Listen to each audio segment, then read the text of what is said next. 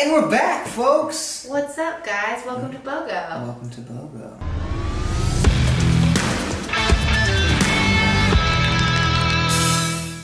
We got our shit together. It took us a second.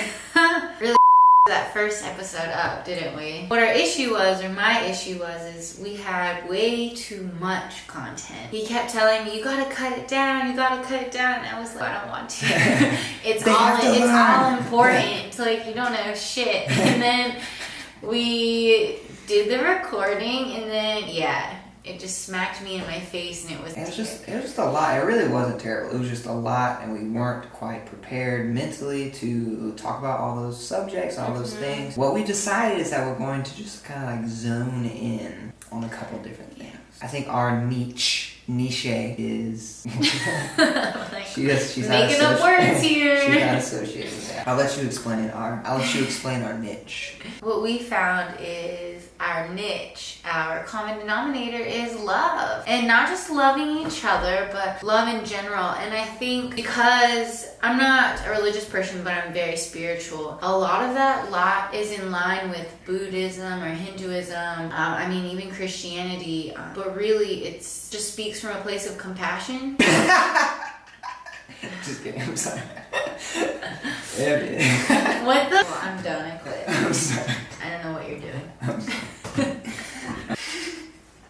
No, sure, it does. It roots in compassion. Mine as well. I try to be very compassionate. Though she claims that she's way more spiritual than I am, she is actually more spiritual than I am. But I am working on it. I'm continuing to learn and grow and love. Love is really important in life in general, so I'm a big believer. Bottom line, all of our future episodes, we really hope that you can take something away from it and learn and grow with us. Yes. We want to hear your feedback, your comments. We really want this to be an open forum of discussion.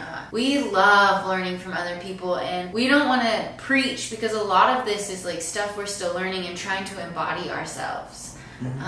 But we want to talk about it. We want to see if other people know about this stuff. Yeah, if you've been following what I've been doing too, for me it's like following the journey of an artist. What does an artist do? And I think this is a very similar concept. Like she's saying, we're not gurus, we're not know-it-alls, but we're trying. When things are working and things aren't working, a lot of things aren't working, but it's really zoning in on like what does work. So let's just try some things, and we'll tell you what we're doing right, what works, and what doesn't. All right, I just saw what my tea thing said. So I'm drinking yogi tea, stress relief. But, you know how they have the quotes on it? It goes, trust is the union of intelligence and integrity. So we trust you, and you guys trust us, and we'll go on this journey together. Yeah.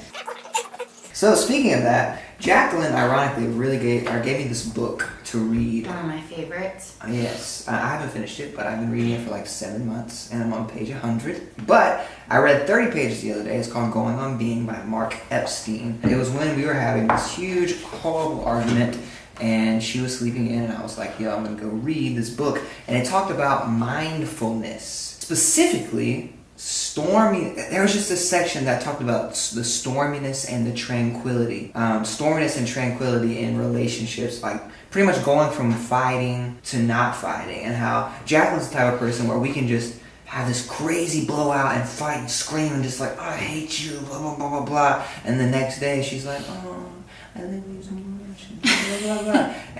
But for me, I like hold on to that, and I can't really transition from storminess to tranquility very, very well. I'm just like, you were mean yesterday. You were really rude, and it hurt my feelings, and I'm still hurt. Where she's like, well, you were really rude too, but let's just get over it and move on. And that, to me, we can talk about it, but let's not harness the negative energy. Exactly. That came from it. Really, I think that's the more mature way, and I just haven't been able to process that. So it's been a struggle for us to it's been a struggle for me to transition from that storminess to that tranquility and get my mind right. That brings me to like this. That brings me to this, our main point that I think is kind of like a theme in our relationship, which is holding the space. So this is a concept that's really just been a major part of our relationship and our growth, and it's called holding the space. Jacqueline, what is holding the space to you? So I think holding the space started out as like a simple joke. It started out as just, oh, I'm an Aries and I'm fire and I'm dominant and I'm crazy and I do what I want. And he's this Aquarius and he's you know, soft and chill. And I mean, he's an air sign, but he's a water bringer, and so he really balances me out. Yeah. You know, he can fuel the fire when I need it or when I don't need it, and then he can douse the fire when I need it or don't need it, and it's a really powerful dynamic. So in the beginning, I used to joke how he would hold the space for me to be crazy, how beautiful it was, and then we realized that it's a powerful concept. It's very Strongly in line with him and what he read in the book about, you know, the dark storm and tranquility, because the more we get to know each other, the more we realize how we function and how we are, and instead of letting it get to us, we hold the space. I want to jump in and say that it is literally the same vice versa. I'm so emotional. For her, holding the space for me is when I'm talking it out or I'm drilling something down and I really need her to understand or just be emotional or connect with me, hold me, whatever it is. She has the patience for that because she's holding the space for me. It goes both ways. It seems so obvious, but it's not, because I think a lot of people are quick to anger, quick to annoyance, quick to frustration, quick to sad. But when you start to think about it in that kind of concept where you're being mindful and you're trying to be tranquil, then you realize that like it is what it is. Yeah. Not to say that we don't have work, but at the same time, like, I love you, that's who you are. Eventually, either if it's mine or it stays that way and I don't care, or we work on it. But I hold the space for him to learn and to grow. That's important, to hold the space for him. Like a quick example is, I'm not a morning person, and in the morning he wants to be all lovey-dovey and huggy, and I don't sometimes, and it hurts his feelings. But for me, I'm like, why? You know I'm not a morning person. Like, you know it takes me a second to like get myself situated and my bearings. And so for him to be mindful of that and to practice tranquility, not to say it doesn't take a lot of work or that his feelings aren't hurt, but eventually you would hope that his feelings don't get hurt, because I'm not trying to hurt his feelings. You know, I just want my morning and I want my 10 seconds to be like, whoa, another day. And I think eventually you're just like, oh, okay, like, doesn't bother me. Like, I know, like, I'm gonna go make coffee and tea because I love her and that's what she wants. And you don't have to, like, it doesn't have to bother you anymore. I get up and I'm not saying I'm still not perfect at this, because sometimes I still want to be sweet. I get up in the morning and I do my own thing, and then I come back when she's ready, which is never. I'm just kidding. I come back and I just don't let it hurt me. I go on with my day, I do my own thing, so that way when we see each other, it's just like we both feel good and it's sweet, and we're not annoying each other, and we're not looking at each other in this negative light. This may be off topic to you, so just let me know. It was really important the other day. We had this conversation about seeing each other negatively. So like for me, I'm going in and cuddling with her thinking it's sweet. For her, she's trying to sleep and she's like trying to wake up, and she's like, he knows that I don't like a morning person, so she's looking at something that I'm doing trying to be positive in a negative light. If I'm not holding the space for her. Well, I think it's like, I'm not holding the space for you. There's definitely a balance, which is why it can kind of get confusing or not confusing, or like, oh, it's just an excuse. But I think it's how you react when you walk away. That's the holding the space. So like, when you come in and you annoy me and I'm like, stop, you know, and maybe I snap at you. When you walk away, you brush it off your shoulders instead of when I wake up and I'm like, hey babe, I'm sorry about this morning, like, I love you, like, I made you coffee tea. Then instead of you being like, oh, you were a bitch this morning, you're like, oh my god, like, I love you too, blah, blah, blah, blah, and you allow me to apologize for it. And then maybe tomorrow when you want to be sweet, I remember to hold the space and I go, hey baby. And then instead of being like, I fucking hate you, I'll be like, I fucking hate you. Give me popos. You know? And I try. And so it's a balancing act of holding the space. And that's a very small example, but if you think about that in like every aspect of your relationship, for us it's just been really powerful, and it's a struggle, but as we continue to like perfect it, pretty cool. And going into this book, the storminess versus tranquility, the holding the space is just everything in life. I mean, you can apply this to people that you know, like people that get on your nerves. I mean, there's this really simple thing, like, you don't know what kind of day they're having. But I mean, the other day, this person called me a bitch, and I mean, I was driving like 5 miles per hour in the parking lot, but I didn't stop because I thought that they were too far away for me to stop. Like, it wasn't a big deal, but then he called me a bitch. I mean, it definitely irked me. I think it'd be weird if it didn't irk you, but it sat with me for days. It was something that I was like, why can't I let it go? And I think it just made me sad that like there are people like that. But at the same time, like, it's starting to impede on myself and my own tranquility, and I have to hold the space for myself and hold the space for them. Like, I have to hold the space for him. I'd be like, you know what? He's had a rough day. Maybe I stared too long. Maybe he was insecure. I don't know. And I just made him. So hold the space for him and don't take it personally. I love that you said hold the space for yourself. That's really important. So the bottom line is, so if you know us, we're obviously, it's buy one, get one. We're together a lot.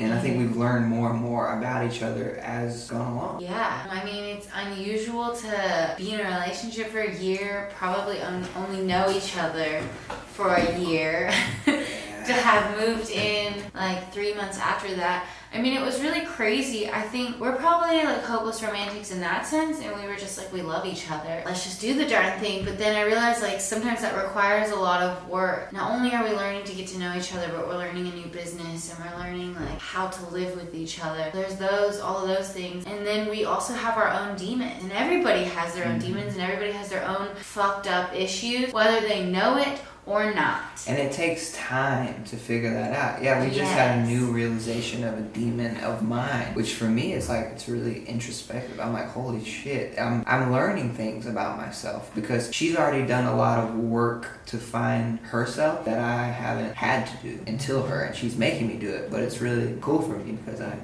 that's actually really special for someone to make you like dive into your own demons and not just, it makes you not comfortable. Like she makes me uncomfortable, and that's the only way to grow. And I think it's really important. It's super important. And it's just it goes directly into the theme of our relationship, which has been, as we learn each other, learning how to hold the space for each other. Holding the space so that we can figure our own shit out without hurting each other's feelings. That's so important. Like, I know that you're going through your own shit, and if I choose to be there and support you, well, I can't. Yeah, it's a double-edged sword. Sometimes it sucks, but I have to be the bigger person. I have to hold the space and allow you to like fuck up, allow you to do whatever you need to do and come to terms with it, and vice versa. People think love is easy, and for some people, I mean, it is. Maybe if they don't rush into relationships like us. But at the same time, like, I'm constantly changing. We've changed so much together. Just, you've seen our house. Our house has changed so much. I moved his furniture around the first week that I met him. Like, cleaned it, swept it. I invited my cousin over, and I moved his furniture around while he was out at the studio or something. Just like, fuck it, it's cool.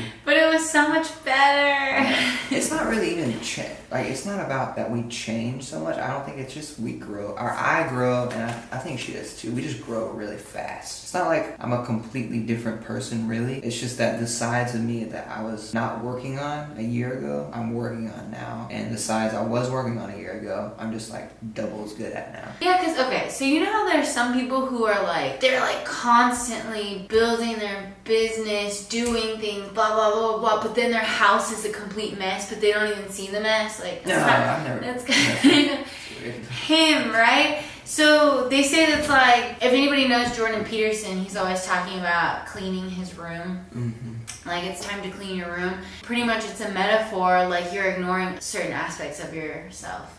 There are certain things that you are not coming to terms with, that you haven't even faced, that you don't even know exist. And I think since he likes to talk and I like to talk clearly, we're just like facing demons. Yeah, facing sides of ourselves we haven't had to face before. Okay, so after all that talk about holding the space, you guys probably think we're crazy because you're like, it's not that easy, or it shouldn't be that much work. But sometimes, because we're dealing with our own shit and it's like really stressful, or just because we're doing our own thing and we don't see each other all day, or even we're right beside each other but we're just on a whole different like work mindset, like, zoned out. Like, we can spend literally all day together and feel like we haven't seen each other all day. That's great.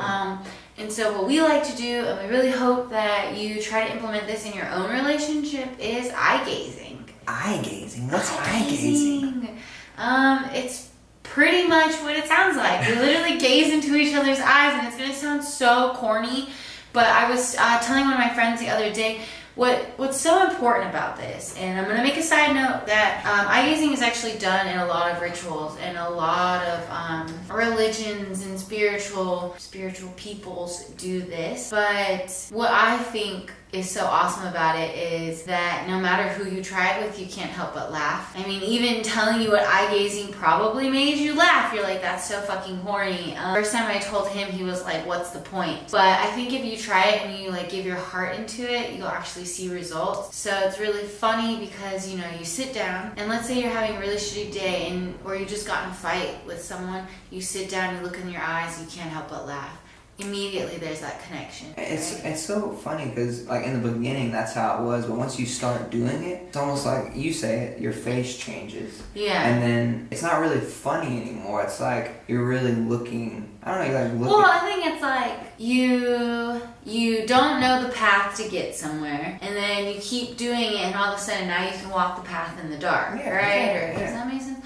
So like in the beginning, it's like we're like stumbling around, we think it's funny, we're like laughing at each other, and then we lock in, we like find the heart of it. Mm-hmm. Then after the more we do it, it's like an instant boom, we're locked in. Boom, the like peace and serenity and tranquil feelings like kind of wash over us. Mm-hmm. And then what's really interesting that he mentioned is that when you do it, the person who you're looking at, their face will actually start to change. It's because you're looking into their soul. It's crazy, but it sounds so silly and like voodoo, but try it out. Try it out. Let us know what you think. This is episode 2, kind of 1, but it's really episode 2. 1, 2. Episode 1, because the first one was the pilot. Yeah. Something Or like an extended intro. Yeah. That's pretty much Extended an intro. 8-minute long intro. But seriously, let us know what you think about this. Let us know what you think about holding the space. We're really trying to build a community where we can all talk about these things and things that not everyone's like feels comfortable getting personal in relationships. I think it's really important to being vulnerable, holding the space, being vulnerable, eye gazing, being vulnerable. Mm-hmm. And if you do eye gazing, let us seriously let us know if it works for you. It really helps us, and it's just kind of calming. Yeah. It takes us to that tranquil place. You can do it with strangers. Yeah, you can, like friends. It doesn't have to be like an intimate, like physical thing, right? I was actually reading somewhere about these people that do eye gazing sessions for an hour, which I think is amazing, but they do it with strangers, and a lot of the common takeaways from some of the participants was that in their day-to-day life, they felt more comfortable making eye contact with strangers. They felt more comfortable throwing a smile somebody's way. When typically, you know, like when you make eye contact, you have this gut reaction to like look away. It's so weird. Like, think about how many times you do that in a day. When someone tries to make eye contact, you look away. Yeah, it's like as soon as you meet, you're like... Yeah, think about it. Like, seriously, think about it. It's really weird. Then think about how weird you feel when you try to keep like a 1 second, 2 second gaze with someone that's just walking right by you. Like, what's the big deal? But you feel uncomfortable. You feel vulnerable. There's something wrong with that. There's something really wrong with that. Think about that. Subscribe, like, let us know what you like, let us know what you More hated. importantly, comment. Tell us how you hold the space for your loved ones or strangers.